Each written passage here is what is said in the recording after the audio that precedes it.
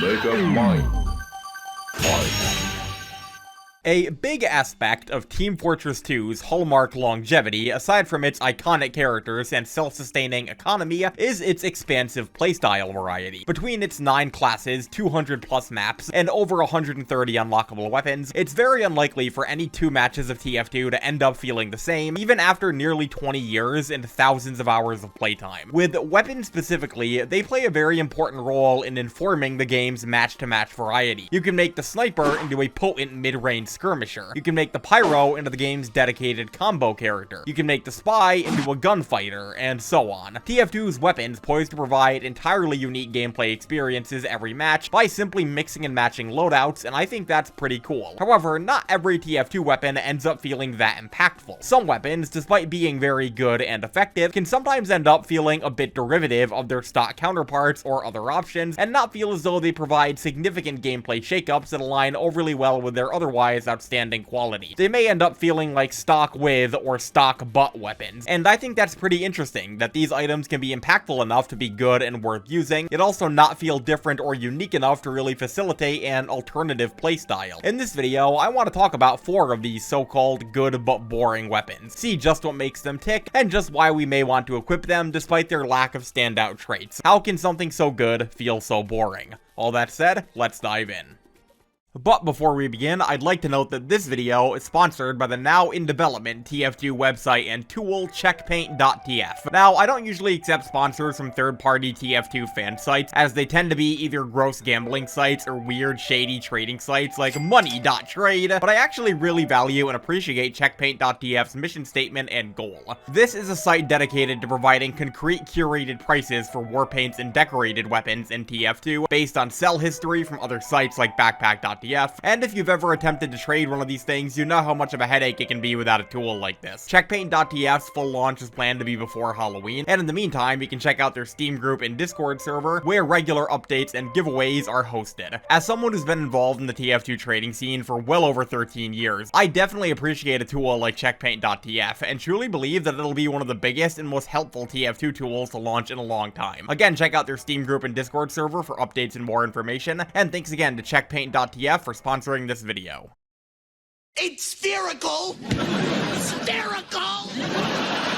Let's start out with one of the most staple and controversial unlockable primaries in modern TF2. Pound for pound, I'd say Demoman is one of the more difficult TF2 classes to develop mechanical skill and muscle memory for if you've never played the game before. Between his sticky bomb's arm time and his grenade launcher being more of a grenade lobber, they can be legitimately tricky to get a feel for just how to aim and position your crosshair to land those montage-worthy demo kills. This is all obviously in service of Demoman being one of the strongest damage dealers in the game. You wouldn't exactly want him to be easy, but it also makes him one of the game's most beginner-unfriendly classes. That is, unless you ask detractors of the Iron Bomber. The Iron Bomber is a very ubiquitous and, again, a very controversial item in TF2. At a base, it may seem like nothing more than a slightly modified stock grenade launcher, and that's because it is. But those slight modifications go so far in changing up the feel and game flow of playing Demoman that there is a definitive and stark difference between fighting a good Iron Bomber demo and a good stock demo. Some stock demo purists really hate the Iron Bomber and view it as a crutch for people who can't adapt to the specific breed of aim required with the default grenade launcher. These same people probably haven't seen the sun since 2013. But jokes aside, how can such a derivative weapon have such a divisive reputation? How can something so similar to stock make people so mad? Let's figure it out. The Iron Bomber is an unlockable primary weapon for Demoman, a modified quad-barreled version of Demoman's stock grenade launcher. This weapon theoretically functions very similarly to stock, with a few specific alterations that go a long way towards varying its usage. For one, its bombs are round and do not roll, tumble, or bounce nearly as much as stocks, making them very strong for setting up temporary short-term holds, and they have only a 1.4 second fuse time as opposed to stock's 2.3. As a primary listed negative, the Iron Bomber's bombs have a smaller explosive radius than stock, making it more difficult to clean up multiple enemies at once with single bursts of direct hits. Its explosion radius for self-damage, however, is otherwise identical. So before we say anything anything else about the Iron Bomber, we need to clear up some misconceptions. It was a commonly parroted factoid in the TF2 community for many years, by many respected TF2 figures, including prestigious YouTubers, competitive players, and even the holy text, that the Iron Bomber's round bombs caused its projectiles to experience less air drag and thus travel in a cleaner, straighter, and faster arc. This hypothetically made it easier to land direct hits with than stock, leading to its reputation as an easy mode weapon for Demoman. This, however, was never true.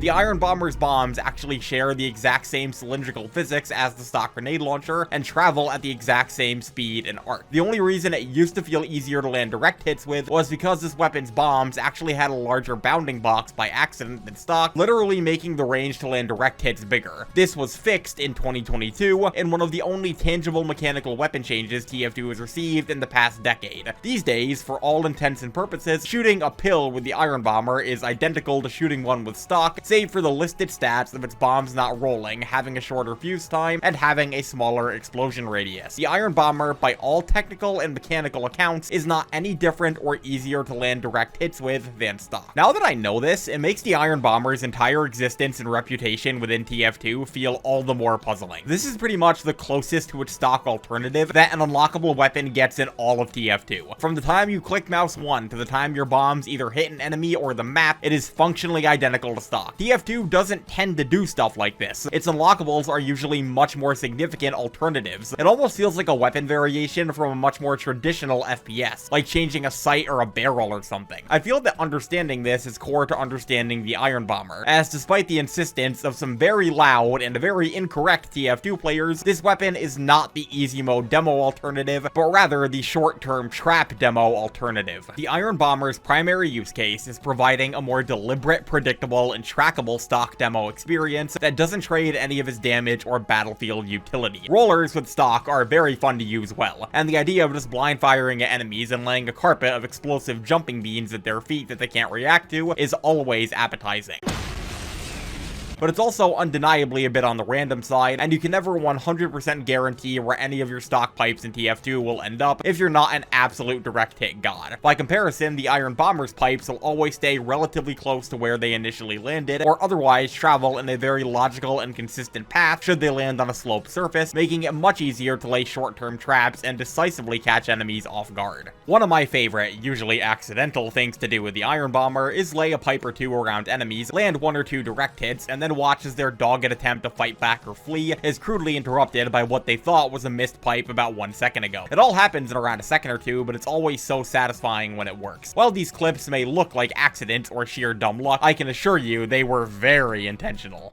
Oh god, please don't let them find out. The no rolling or bouncing stat, combined with the shorter arm time, makes knowing exactly where your bombs are and what they're going to do ahead of time a breeze with some forethought and perception, and allows you to be much more deliberate in setting enemies up for a glorious send-off every time. Compare this to the stock grenade launcher, and I'd say it's not really an objective upside, as the more unpredictable stock rollers certainly do have merit, but it is absolutely a tantalizing alternative playstyle if you're fatigued with fully stock demo. For example, if you can't get a proper sight on a sentry for direct hits, then you can just aim as close to it as you can and know that your bombs are staying put and will be damaging it. If you know that many enemies are about to filter through a specific point, you can lay a few bombs ahead of time as they either approach or flee to catch them in their path. The Iron Bomber poises to blend the niches of the sticky bomb launcher and the grenade launcher into one succinct tool without sacrificing the utility or strength of either. Despite being remarkably similar to stock in most regards, this weapon does have concrete merit beyond easy mode. However, it should be noted that all of this only applies to rollers and laid pipes, and this is because, by all accounts, this weapon's direct hits are direct downgrades from stock due to the smaller explosive radius. Their direct damage, travel time, arc, all of that is the same. You're still meeting the same damage thresholds on key targets, but it becomes noticeably more difficult to, say, clean up multiple clump targets at once with a single clip, or destroy an entire turtling engineer hold from an advantageous position, or just generally kill multiple things at once. It's not that bad, it's only a 15% smaller radius, which is certainly on the more generous side of negatives this weapon could have had, but it is something you notice after you have the muscle memory of using stock. And that's pretty much all there is to say. Once again, the moment you understand that this weapon is functionally identical to stock in terms of travel time, damage, and arc, and that only its rollers and explosion range are different, is when it really clicks just how much of a preference weapon this is in TF2. This may be the single most preference-oriented weapon in the entire game. Its upsides are all noticeable, but not objective buffs or nerfs. Its single downside is is there, but extremely generous, and it's all around a weapon that just kind of ticks every box that stock does in a slightly different way. If you can acclimate to using the stock grenade launcher, there really should be no significant adaptation that'll have to be made to use the Iron Bomber. It'll all come down to what you prefer as demo, chaos or consistency. The choice is yours. All in all, I like the Iron Bomber, and I like the thought of having such a similar preference-based alternative to what's otherwise one of TF2's most mechanically intimidating classes. Try it out if you don't really fuck with stock. It won't change much, but it might just make your approach to demo a bit more ironclad. That's a line that I wrote and that I'm leaving in. Not when I shift into maximum overdrive. Hi-ya! Moving on from an extremely similar, if preferential weapon, to an extremely similar, if very powerful weapon, we have Medic's Kritzkrieg. This is one that I battled with myself on including in this video. As while it is functionally very similar to stock, it's also very different in terms of its primary application and the niche that it fills. This might be the most different from stock that a medigun gets in all of TF2 in terms of its core niche. However, at the same time, it's still fundamentally very similar, and that dichotomy is the reason I wanted to talk about it. It's a weapon that's functionally identical to stock until that ubercharge meter is full, at which point its entire core use is flipped on its head. To understand how this could happen, we need to first discuss its mechanics. The Kritzkrieg is an unlockable achievement secondary for Medic. A slimmer, more streamlined medigun with a unique barrel, this weapon's heal rate, overheal, range, and crit heals are all identical to the stock medigun. However, its ubercharge builds 25% faster, featuring a base charge rate of roughly 3 per second, and a base maximum charge time of 32 seconds of continuous healing. As its primary difference from stock, the Kritzkrieg's uber grants the Medic's heal target 8 seconds of full, unconditional, guaranteed critical hits, allowing a single well-used crit's uber to curb stomp an entire enemy team. Additionally, Medic and his heal target can also still capture objectives while under this uber's effect. As a downside, this uber grants absolutely no defensive buffs or invulnerability to either the Medic or his heal target. They are just as squishy as they are without uber, making them entirely reliant on out-damaging enemies to survive. Additionally, the effect instantly wears off if the Medic stops healing his target, meaning that you can't flash this weapon's uber onto multiple teammates like you can with stock. So, quick history lesson before we dive into this weapon's actual mechanical function. The Kritzkrieg was not Valve's first idea for Medic's big new unlockable minigun when it was added. Added in 2008's Gold Rush update, the first significant content update in TF2's history, Medic's first ever unlockable minigun was planned and announced to be the Overhealer, a weapon that would grant heal targets a non-decaying, permanent 200% overheal that would basically just act as a flat max health increase, yet would feature either a significantly weakened or straight up non-existent ubercharge as a trade-off. This was obviously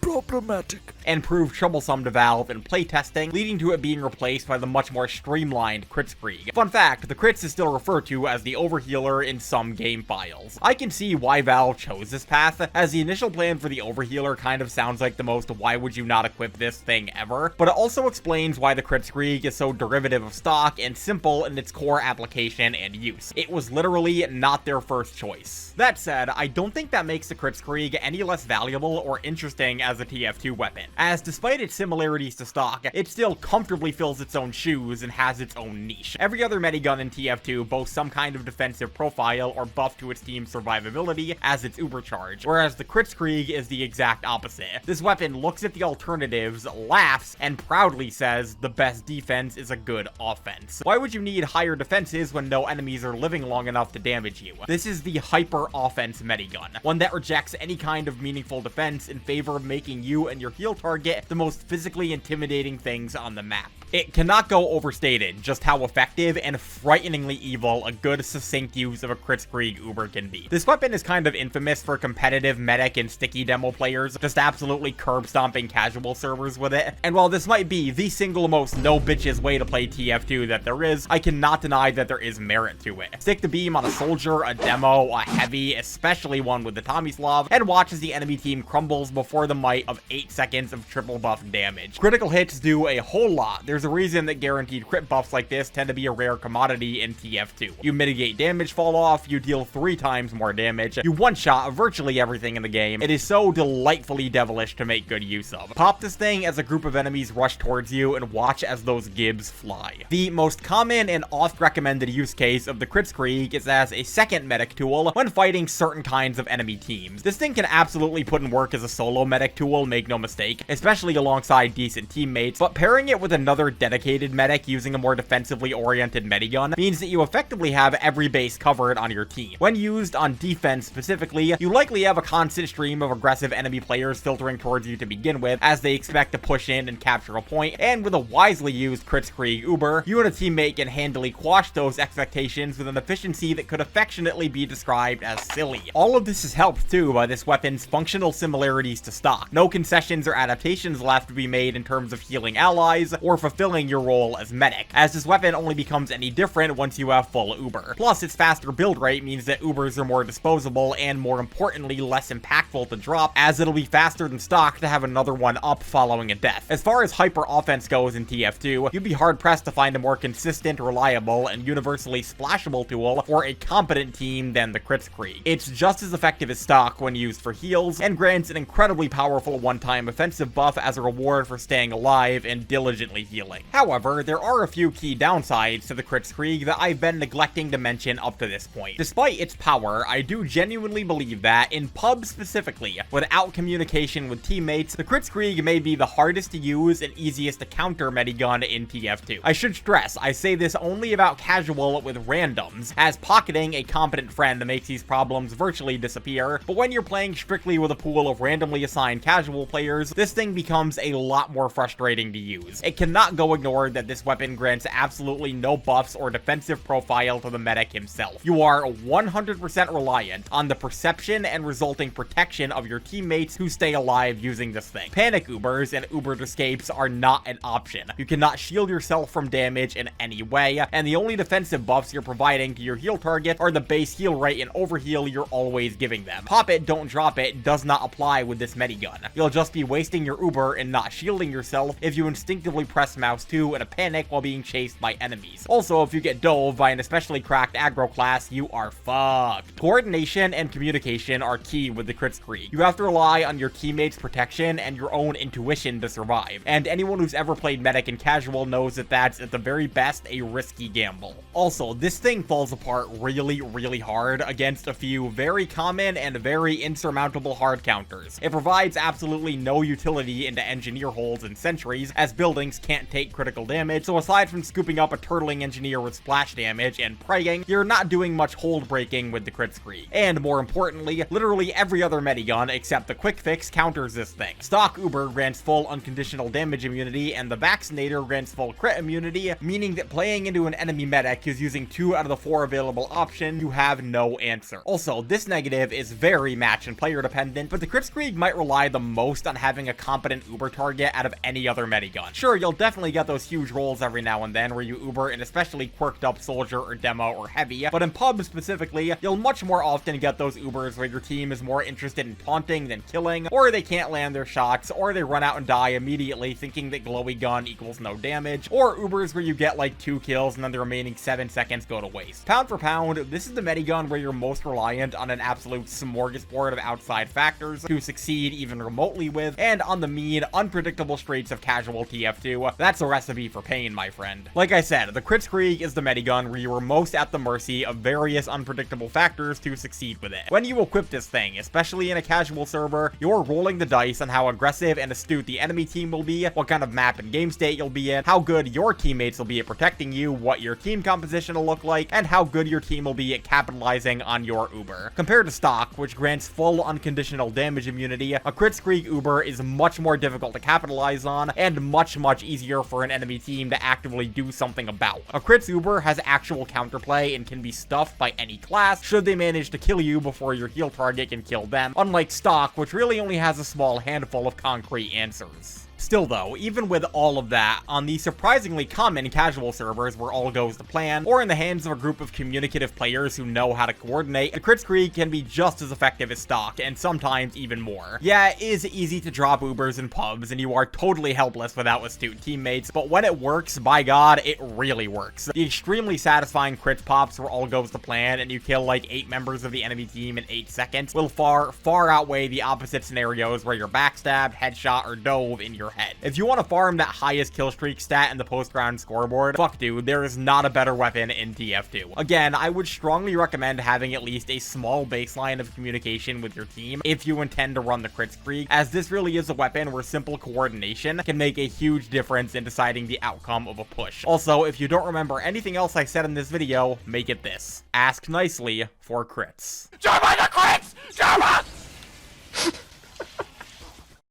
There's no such thing as too many bugles. Let's move on to possibly the strangest weapon choice I made for this video, being Soldier's Buff Banner. This one is weird, because at a base, it is obviously very different than Soldier's stock weapon in the exact same slot. Shotgun is not Bugle, and Bugle is not Shotgun. This is simple geometry. Saying that the Buff Banner is boring compared to stock is automatically kind of a moot point, because it is objectively a very different weapon category. However, the Buff Banner is in an interesting position here, because despite being very functionally and conceptually different than Soldier's stock shotgun, it is not different in those ways than his other two banners, the Battalion's Backup and the Conqueror. And between these three, I find the Buff Banner to be easily the most boring and forgettable. As someone who typically runs a banner as my Soldier secondary, the Buff Banner is easily my least used of the three, and I want to try and figure out why. It's the originator of Soldier tooting his iconic horns, so what's caused it to slip through the cracks for me specifically? Let's find out. The Buff Banner is an unlockable achievement secondary weapon for Soldier. A flag mounted inside of a small backpack carried alongside a worn dented bugle. This weapon adds a unique rage meter to Soldier's HUD that steadily fills as he does damage. After dealing at least 600 points of damage in a single life, the rage meter will be filled, at which point the Soldier can blow the bugle to grant both himself and all of his teammates in his immediate radius full mini crits on all attacks for 10 seconds. This even grants mini crits to sources normally unable to deal critical damage, like sentries and afterburn. More importantly, this effect is not line of sight dependent, and all teammates will receive the buff so long as they're in the buff range. As a few trade-offs, this weapon has absolutely no effect when its rage isn't full and active, doesn't feature a passive like Soldier's other banners, and all of your built-up rage is lost on death. Okay, so copy and paste what I said for Medic's Kritzkrieg, but for Soldier this time instead. This is a weapon that rewards a patient, conservative Soldier player with an extremely potent and useful short-term buff that his entire team can benefit from. This is almost like Soldier's equivalent to a Medic Ubercharge or an ultimate in another FPS game. It is a risk versus reward mechanic that requires staying alive, positioning yourself intelligently, and actively fighting as safely as you can to reap the rewards of a powerful team-wide utility. That said, there are a few reasons that I personally consider the Buff Banner to be my least favorite of Soldier's 3 backpacks, but before we get into that, we need to discuss its key upside. For one, it cannot go overstated just how strong granting your entire nearby team a 10-second long, unconditional 33% damage buff is. We just talked about the Kritzkrieg and how its ability to grant exactly one person full crits for 8 seconds can turn the tides of a match, so reducing the potency of the crits a bit, yet spreading them around your entire immediate team is kind of preposterous. Hit scan and bullet classes suddenly don't have damage fall off, explosive classes suddenly have much more threatening mid to long range damage, even sentries and pyros benefit in ways that they typically only do from Girardi. When your enemy sees those distinctive glowing rings around your team's feet and hears that unmistakable horn call, they know that they're in for 10 seconds of pain. Granting any sort of crits to one teammate or against one key enemy is strong in the context it happens in TF2, so distributing that kind of buff to your entire team for an unconditional 10 seconds is bordering on ludicrous. The effects that a well-used buff banner toot can have on the outcome of a match are a sight to behold. Holds can be entirely flipped on their head, fights that seemed unwinnable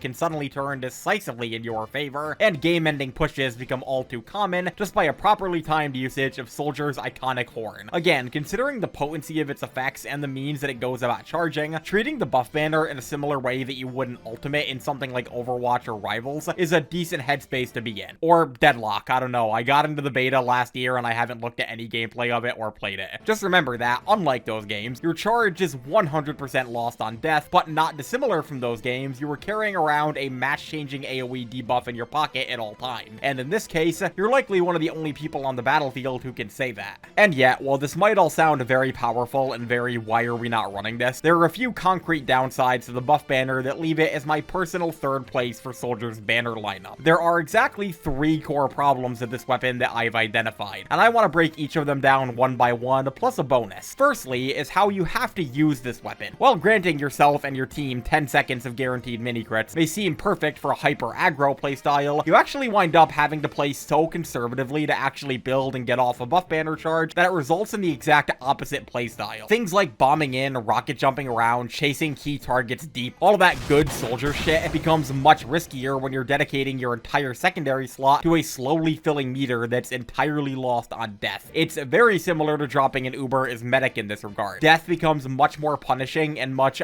more demoralizing. If you're someone who likes to be in enemies' faces and throw caution to the wind as soldier, you're likely not getting too much out of the buff banner. This feeds into its second negative, which is its distinctive lack of a passive. Valve thought it would be really funny to make one of the two banners that require dealing 600 damage or killing 2 full health heavies without dying, the one that would have absolutely no defensive profile or benefits. For reference, the Conqueror gives you a passive health regen perk, and the Battalion's Backup gives you an extra 20 max health to play with. These are both really strong traits to have on soldier that at least partially cushion sacrificing your entire secondary slot. Yet the buff banner has nothing like that. You are functionally without a secondary weapon at every moment that this weapon's charge isn't being actively used. This is extraordinarily strict, and compared to something like the gunboats, the shotgun, or again the other backpack, the buff banner easily comes off as the least splashable option on offer. Personally, I'd give it something like more reserve ammo or 1 extra rocket in the clip of your primary weapon as a passive, but I'm not a game designer, so don't listen to me. And as a quick 2.5 type of negative, it can be surprisingly difficult to actually coordinate and use the buff banner charge in the throes of the average casual match. Unlike the Conqueror or the Battalion's Backup, which both provide much more universal utilities, you are solely using this thing to kill enemies. And considering its lengthy horn blowing animation required to actually make use of it, it can lead to situations where you can wind up applying the buff either too early or too late depending on circumstances, and it becomes decently tough to coordinate with your team and very easy for the enemy to stuff. Fun fact, Soldier's Flag only pops out of his backpack when this weapon is in use, so your enemies know exactly who to focus down to cancel your game-winning mini-crit push. Actually getting use out of the buff banner requires a lot of timing, coordination, and positioning on top of needing to stay alive and gather damage for the rage meter in the first place. And its final negative is more of a consequence of TF2's overall game design and not one of the weapon itself, but in general, granting mini-crits really isn't as unique or tantalizing of a buff as this weapon makes it out to be. Let's not mince words, it's extremely strong, it is very good, but think about how many other things in TF2 either grant or cause mini-crits as one of their core mechanics. This is an extremely common debuff for teammates' weapons to impose on enemies, and enemies' weapons to saddle onto themselves. Simply put, mini-crits are not a rare enough commodity to dedicate this level of conservative play and patience to. Compare this, again, to the other two banners, which both grant much more unique and hard-to-come-by buffs in team-wide speed boost and lifesteal, or team-wide damage resistances and sentry countering, and the buff banner suddenly has a lot more trouble justifying the work you have to do to get the most out of it. I would never call the buff banner bad or even mediocre. It is a very strong game-winning tool in the right hands that, regardless of whether or not you're on offense or defense, a symmetrical game mode or an attack-defend one, can absolutely put in work when the chips are down. But I do think that it's the least interesting and hardest to justify running out of all three of Soldier's banners. 10 seconds of team-wide mini-crits is very good, make no mistake. But when you have to put forth so much work, play so patiently, and modify so much of your Soldier brain wiring to get them off consistently, I have trouble convincing myself to bring out this weapon over Soldier's other options in his very competitive secondary slot more often than not. It's a shame too, because when I do bring out this weapon and get those buffs off, nothing else feels like it in TF2. It's just a weapon where a lot is asked of the player for a buff that can be granted in its equivalent by the urine of a man from New Zealand. What the fuck is TF2?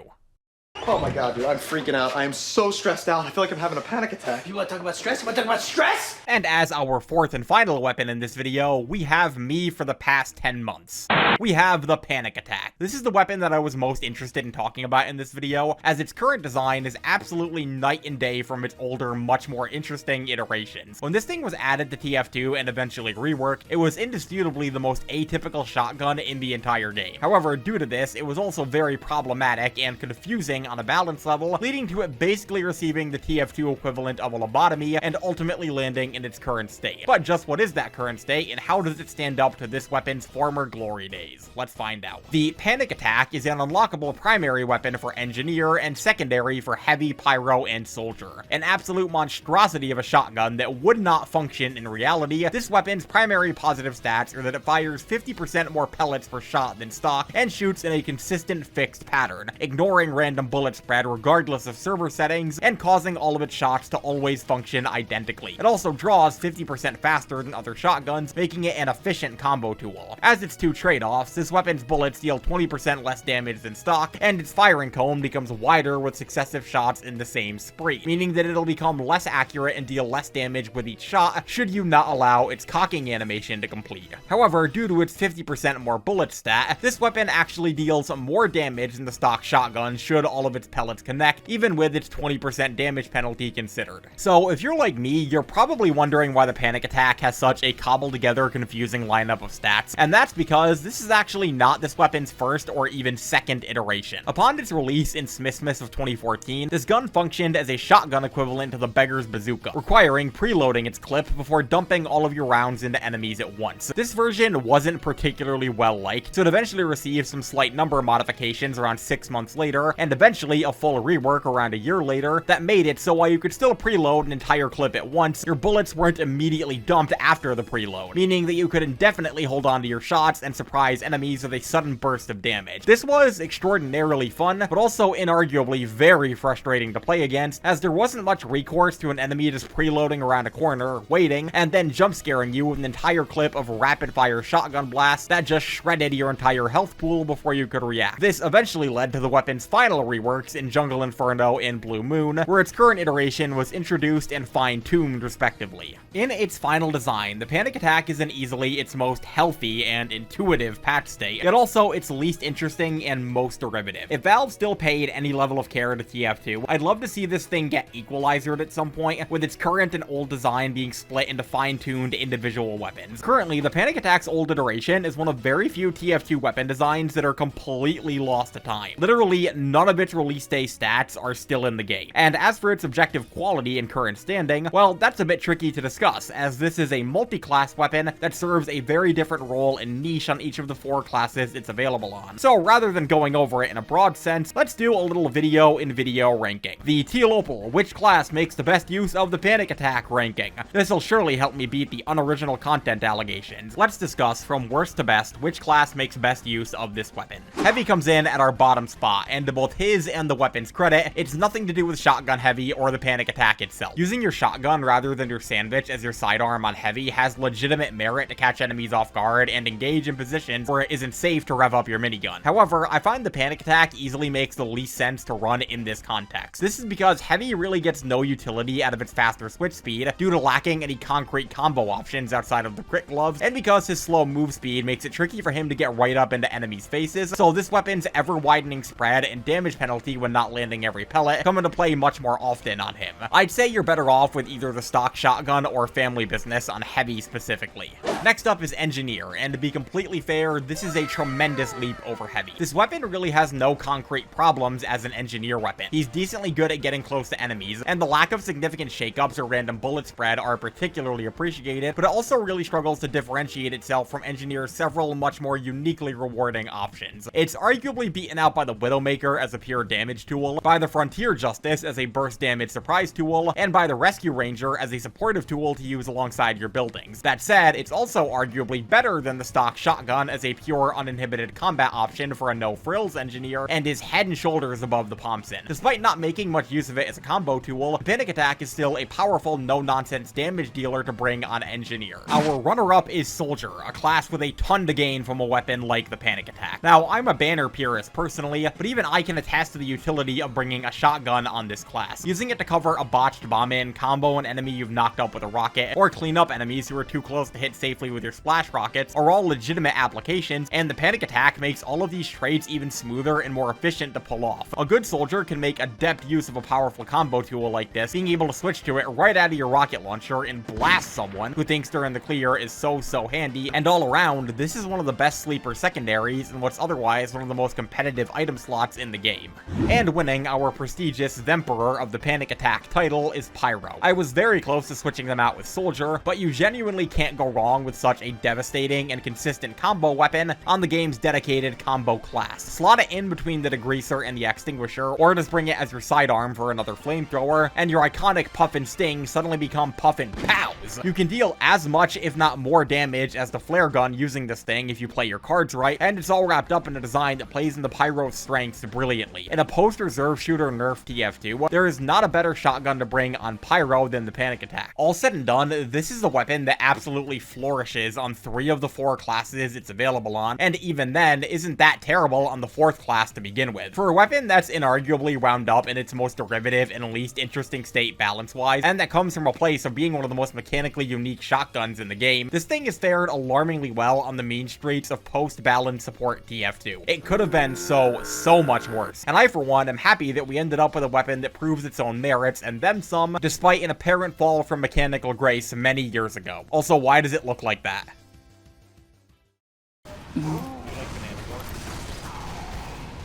What? When someone eats a banana. Opal? That's banana work.